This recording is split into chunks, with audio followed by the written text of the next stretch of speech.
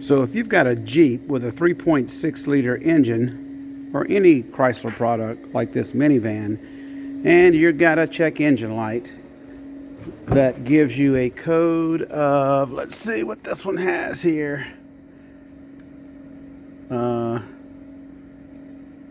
Let's go back here. I'm sorry. So we've got a code of a P0128. And a P0128, let's see here, right here. Coolant temp below thermostat regulating temp. So what that's telling me, as long as you got enough coolant in the radiator, which we do, that the thermostat, which is way down there in that housing, might be bad, meaning it's stuck open. And it looks like the only way you can purchase this is buy the whole housing itself with the thermostat in it. See if I can get this light to do it on the end. There we go. You see it right there. So it looks like we've got to dig down in there and change that whole piece. And while we're at it, this van's got 104,000 miles, so we're going to change the coolant also. All right, the first thing we got to do is take this plastic crap off of it.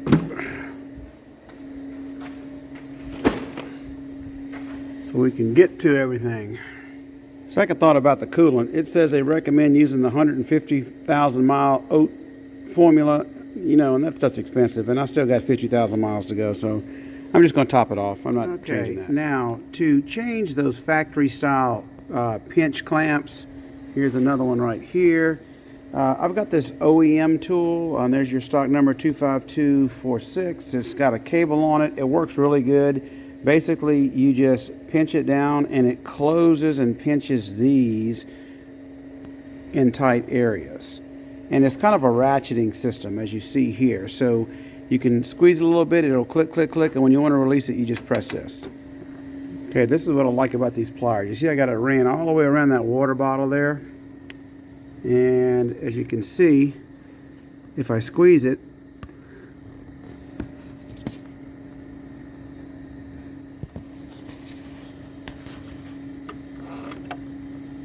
it loosens it up. And see, once you've got it clamped down and get it loose, then all you got to do is just kind of shake it away like that. Pull it off of the, if I can get it.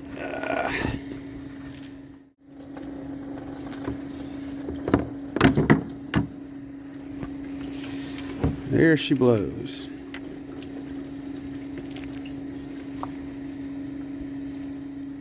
Now I'm just going to leave this cable connected, this hose plier thing, because when I replace it, that way I can just pop it back on.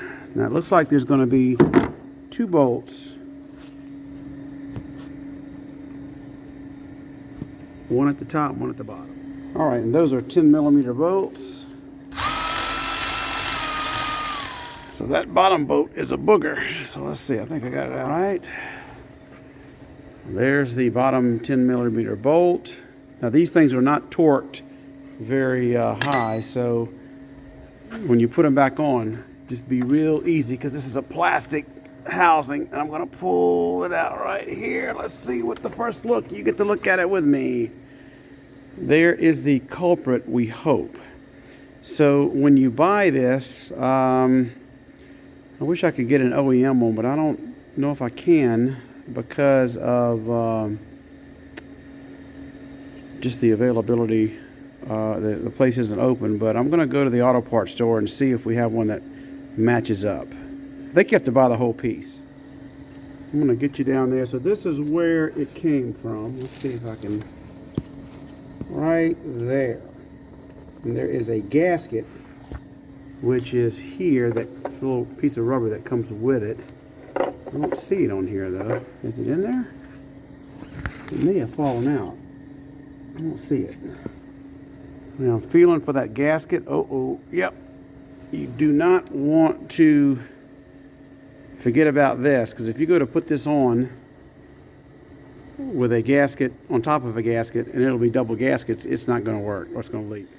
Got some propane heater there. All right, so this is the part I decided on. I couldn't get one at the dealer, but if you look, the original one, Chrysler one, was actually made in Mexico. The box on here says made in Mexico, but if you look at the sticker, it actually says made in Israel. So I took a quick Google search, and this Moto Rad stuff seems to be okay. So this is the original one here, and this is the aftermarket one. It's pretty similar. It does have the correct rating of 203 degrees Fahrenheit. So what this was doing, we think, is just stay opening too soon or staying open, because it kept saying the radiator water was too cool. So hopefully this will take care of it.